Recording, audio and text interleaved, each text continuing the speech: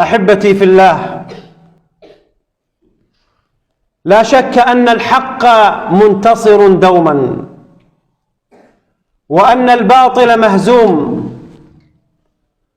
وقل جاء الحق وزهق الباطل إن الباطل كان زهوقا.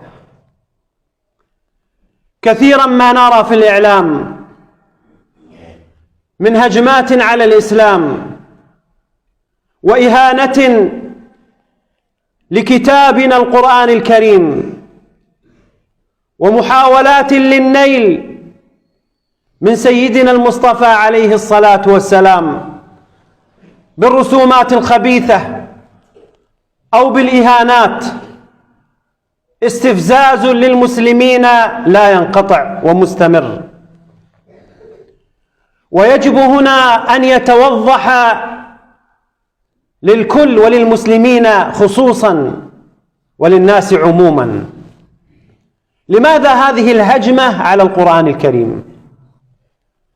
لماذا هذه الهجمة على المسلمين؟ لماذا لا يفعلون ذلك مع التوراة مثلا، مع أننا ضد ذلك، لكن لا يفعلون ذلك مع اليهود ولا يهينون كتابهم المقدس مع أنه محرف؟ وعندهم ملاحدة لا يؤمنون بالدين، لماذا لا يفعلون ذلك مع الإنجيل؟ لماذا لا يحرقون الإنجيل؟ لماذا لا يحرقون التوراة؟ لماذا لا يستفزون اليهود مثلا؟ لماذا هناك تركيز على القرآن وعلى المسلمين؟ ما هو السبب؟ ثم هناك تساؤل آخر، تساؤل وجيه جدا. أنتم أيها الغرب تخافون من القرآن الكريم، وأنتم أهل العلم والتقدم والتطور، ردوا على القرآن، ردوا على هذا القرآن. إن كان عندكم اعتراض، كتاب عظيم منزل من عند الله عز وجل قبل 14 قرنا، ردوا عليه. فإذا السبب هو كالآتي: إن الإسلام قادم، وهناك العشرات بل الألوف من الغرب يدخلون الإسلام في كل يوم. هناك إحصائية في أمريكا يدخل الإسلام في كل شهر أكثر من 20,000 مسلم، يعني في السنة أكثر من 250,000 فقط في أمريكا. وهناك إحصائية تقول أنه في سنة 2050 سيكون المسلمون هم الأغلبية في الأرض. فهم يحاربون القرآن ليس لأجل المسلمين، ليس لأجل العرب المسلمين، لأن العرب لا قوة عندهم اليوم. أين القوة التي عند المشرق العربي الإسلامي حتى يخافوا منا؟ لا توجد قوة ولا توجد دول عظمى عندنا. فهل يخافون من العرب المسلمين؟ الجواب لا. يخافون من انتشار الدين الذي يرونه كل يوم في الشوارع، الضياع والهموم والغموم. وجد كثير من الشباب وحتى المشاهير في الغرب في الدين الراحة، فيدخلون في الإسلام يبحثون عن ذلك. وأنا شخصيا أسمعت كثير من الغربيين القرآن الكريم من دول كثيرة في أمريكا وأمريكا الجنوبية، قرأت عليهم القرآن، فلما سمعوا أسألهم، لا يعرفون أصلا ما هذا الكلام، أسألهم بعد أن يسمعوا القرآن: ما هو إحساسكم؟ كثير منهم يبكون ولا يعرفون لماذا يبكون. بعضهم قال لي: لما سمعت هذا الكلام أحسست بالهموم تنزاح من صدري. وبعضهم قال: أحسست بأن روحي انقبضت وصدري انشرح وزالت الهموم. إنه شيء عظيم. أكثر من شخص يقول لي شخصيا إن هذا الذي سمعته منك هو شيء عظيم. القرآن الكريم إذا أردت أن تدعو كافرا اليوم يكفيك أن تسمعه القرآن، لا تتعب نفسك، لا تتكلم له عن أي شيء. وابحثوا في النت ستجدون المئات من الشباب في الشوارع، في شوارع الغرب، يمسك بجواله بالهاتف ويسمع الناس القرآن الكريم ويتأثرون، فهم يخافون من القرآن الكريم. طيب لماذا لا يردون على القرآن؟ القرآن كلام الله عز وجل. قل لئن اجتمعت الإنس والجن على أن يأتوا بمثل هذا القرآن لا يأتون بمثله ولو كان بعضهم لبعض ظهيرا. لا يأتون بمثله ولو كان بعضهم لبعض ظهيرا. ولو كان من عند غير الله أفلا يتدبرون القرآن ولو كان من عند غير الله لوجدوا فيه اختلافا كثيرا. بحثوا في القرآن لكنهم لم يجدوا شيئا، حتى أن أحدهم القس المشهور كاري أو غاري ميلر، هذا مبشر، هذا متعمق في الدين النصراني ويكره المسلمين كرها عجيبا، تفرغ لدراسة القرآن الكريم وللبحث عن الأخطاء في القرآن الكريم، وتعلم العربية وأخذ نسخة من المصحف الشريف ونسخة من التفسير وبدأ يبحث عن الأخطاء ويسجل، لكنه فوجئ. أجرى للقرآن دراسة اجتماعية ودراسة علمية ودراسة فلكية في كل الجوانب. صدم في أول باب في الدراسة الاجتماعية، قال إذا كان محمد حاشاه صلى الله عليه وسلم، إن كان محمد قد كتب هذا القرآن قبل 14 قرنا فقد كتبه في زمن غير هذا الزمن، في زمن الصحراء والجوع والمناكفات العشائرية.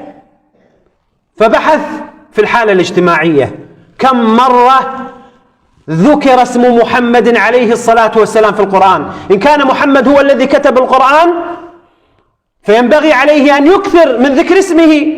وجد أن اسم محمد عليه الصلاة والسلام ذكر 4 مرات فقط. 600 صفحة، 30 جزء من القرآن، ولا يذكر نفسه إلا 4 مرات. طيب فلنبحث، هل ذكر أحد من بناته؟ لا يوجد، لا يوجد ذكر لأحد من بناته عليه الصلاة والسلام. لا يوجد ذكر لأي واحد من نسائه في القرآن الكريم. لم يذكر أعمامه، لم يذكر أحدا. ذكر عما واحدا هو أبو لهب، وأبو لهب من أهل النار، وهذا هو كان سبب إسلام ميلر. ثم ما زال يبحث فوجد ميلر وهو النصراني أن القرآن الكريم ذكر مريم أكثر من 30 مرة، لكنه لم يذكر أحدا من زوجات النبي صلى الله عليه وسلم. هناك سورة اسمها سورة مريم، لكن لا توجد سورة اسمها سورة فاطمة ولا سورة عائشة.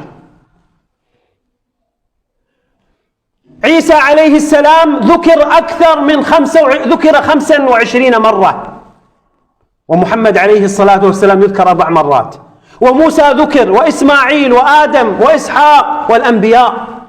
القرآن لا يفرق. ثم ما زال يقرأ، بدأ يقرأ بالجانب العلمي، فوصل إلى آية في سورة النساء: أفلا يتدبرون القرآن ولو كان من عند غير الله لوجدوا فيه اختلافا كثيرا. ثم كتب مقالة قال: أي كاتب اليوم يكتب كتابا بعد سنة بعد سنتين يرجع إلى كتابه يبدأ يغير فيه؟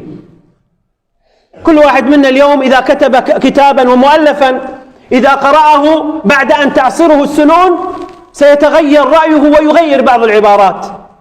فهل غير محمد شيئا من القرآن وقد مكث 23 سنة؟ ما غير شيئا. لوجدوا فيه اختلافا كثيرا. هل في القرآن يخطأ؟ لا توجد أخطاء، ويسجل الملاحظات.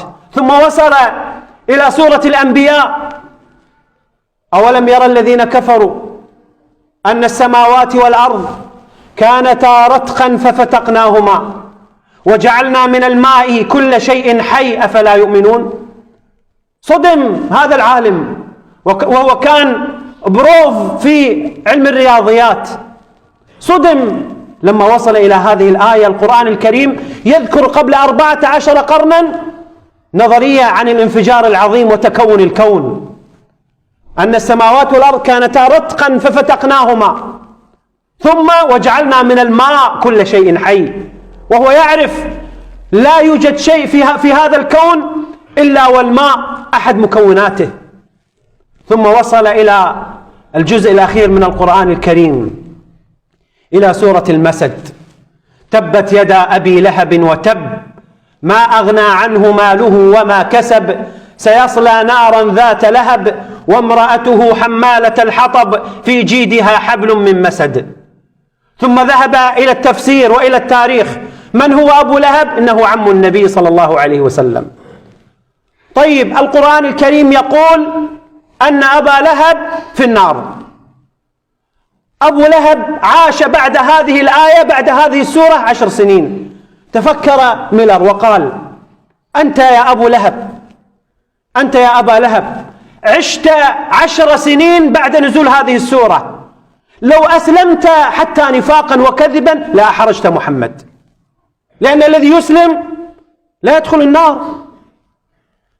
فلو أن أبا لهب قال حتى بلسانه لا بقلبه أشهد أن لا إله إلا الله وأن محمد رسول الله، ثم جاء إلى القوم وقال لهم القرآن يقول أني من أهل النار وأنا مسلم، يقول ما فعلها أبو لهب وقد مكث 10 سنين ومات كافرا. والناس ينتظرون، الكنيسة تنتظر القرار النهائي لميلر. كتب كتابا يرد على المسلمين ويبحث عن الأخطاء. وأمام الإعلام ظهر ميلر وقد ألف كتابا الآن موجود باللغة العربية اسمه القرآن المدهش، أو اسمه القرآن المعجز. أعلن إسلامه أمام الخلق وقال لهم هذا المؤلف القرآن المدهش. ثم التقى بأحمد ديدات وأصبح يدعو الناس إلى دين الله عز وجل. الشاهد أن الغرب حاولوا أن يردوا على القرآن وأن يبحثوا فيه عن الأخطاء، ما وجدوا، فانتقلوا إلى حرب خبيثة، حرب استفزازية، حرب احرق وارسم. ماذا يريدون؟ يريدون أن يحرجوا المسلمين في الغرب، يريدون أن يحركوا الشارع الغربي الكافر على المسلمين حتى تحدث مناوشات بين المسلمين والغرب. الغرب هناك يجدون الجاليات العربية المسلمة لهم أخلاق عالية وقيم ومبادئ، وهم ليسوا بعدائيين وليسوا بإرهابيين، لا يعتدون على أحد، يصلون وعندهم قيم وأخلاق ومبادئ، يحسنون إلى الجار، يحسنون إلى الكبير، لا يأتون بآبائهم وأمهاتهم إلى دور العجزة، ولا يوجد عندهم أطفال زنا، ولا يوجد عندهم لقطاء، ولا يشربون الخمر، ولا يكذبون، ولا يسرقون. فالغرب يتأثر وكل يوم يدخلون في الإسلام، فأرادوا بهذه الحرب تشويه صورة الإسلام، إبعاد الناس عن الحق وفتح باب المواجهة.